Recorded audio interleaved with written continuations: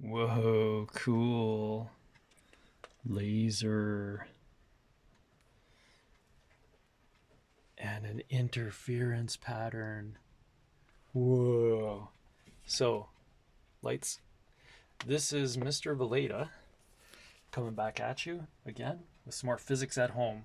Hard to do a little bit if you don't have a nice laser, but you can get one of those laser pointers from the dollar store and that'll work. So I want to show you how you can make an interference pattern using a whisker and a laser. And that's about it. But I also want to go over some of the calculations. So let's just have a look at these whiskers. Yeah, I know they're really white over here. I kind of like it. Makes me look distinguished. Or I tell myself that. So what I did, I'm here in my wife's closet, and I have set up a laser turned on with a clothespin. I've got some tape measure here, and I've got my calculations here. And what I did was I started by putting the paper on the wall and lining it up. Oh, the tape measure's in the way now, but so that I could basically draw out the pattern using my pencil to mark the bright and dark spots. I just did the bright spots actually. Okay, so then I put that over here, and basically, look how nice it looks.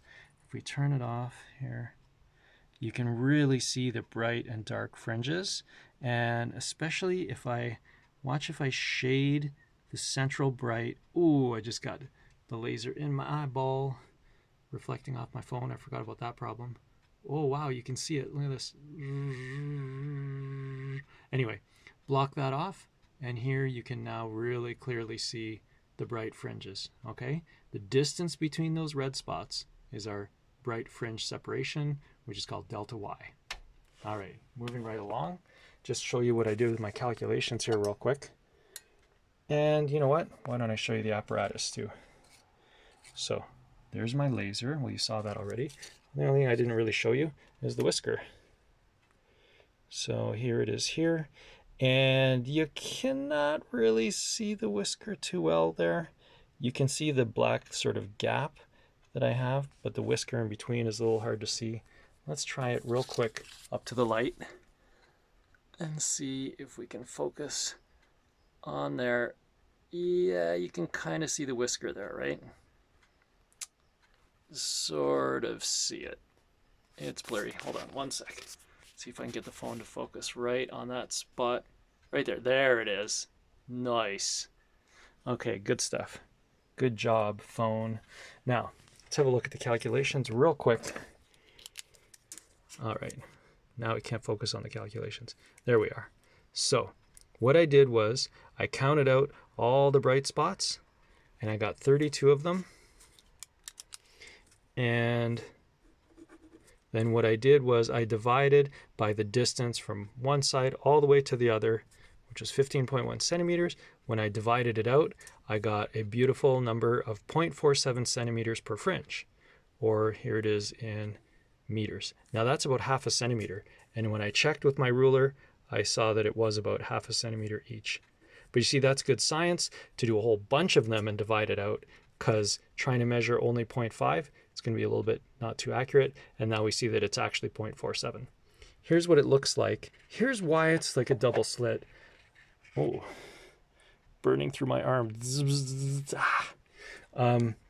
You see, what we get here is I couldn't really accomplish what Thomas Young also had trouble accomplishing, which is to make two slits that are so close together that when you have a really small wavelength of light, which would make a really small compressed interference pattern, it's very difficult to see it, and he had trouble too, but he got it to work. But I figured out this nice way to do it by making one slit and dividing it in half by a whisker.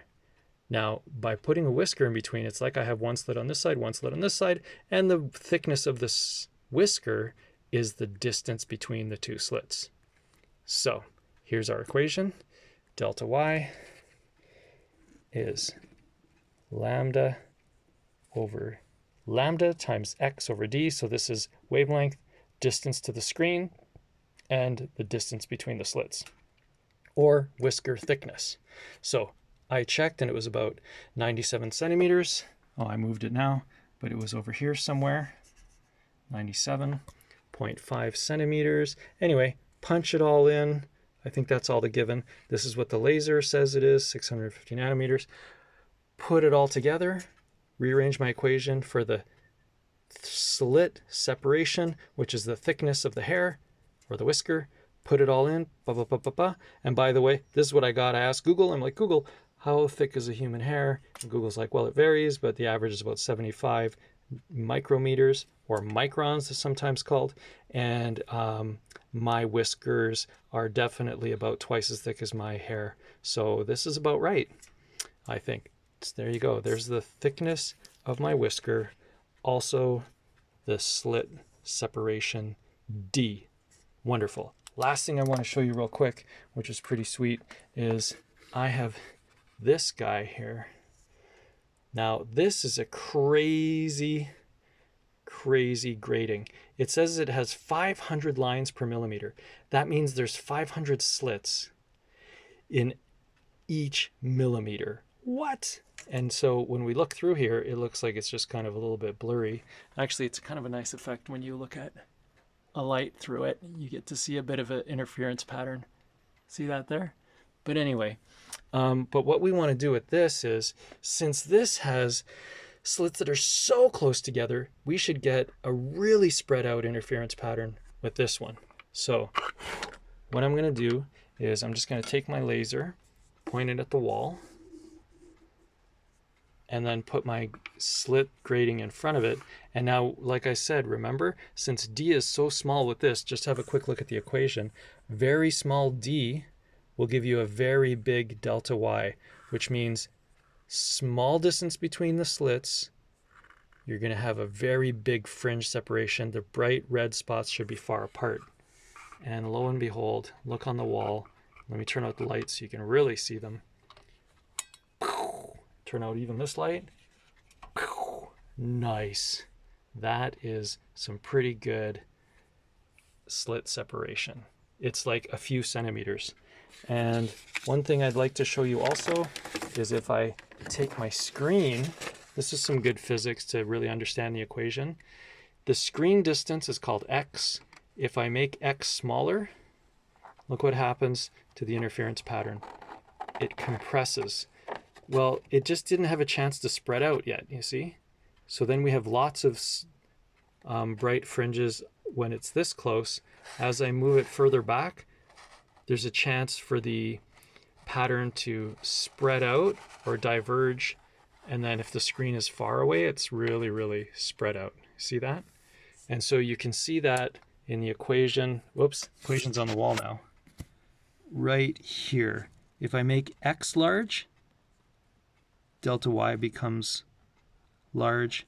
If I make x small, so the screen becomes close, the distance between the fringes is close. Let's see it one more time. So x is large, delta y, here to here, is large. Bring it up, and it comes really close together. So my delta y's are small when my x is small. That is a direct proportionality, not like the D, which is, as we have shown, D is very small with this card, and that makes a very large delta y value. Okay, I hope that helps. And let's just get some funky patterns here. Ooh, it also does an interference pattern in reflecting. Let's see, let's get both of them going here. Oh, nice. Here we go. Disco Veleta in the closet.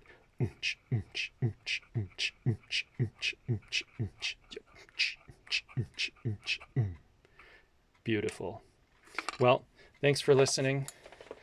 That was one more Physics with Mr. V. Signing out. I hope you understand that equation a little better and see how slit separation can be useful for even like finding out the thickness of a whisker. Coolio, take care. Bye for now. Let's stop it on the laser. Whoa. On the laser pattern. Whoa. Nice. Ciao.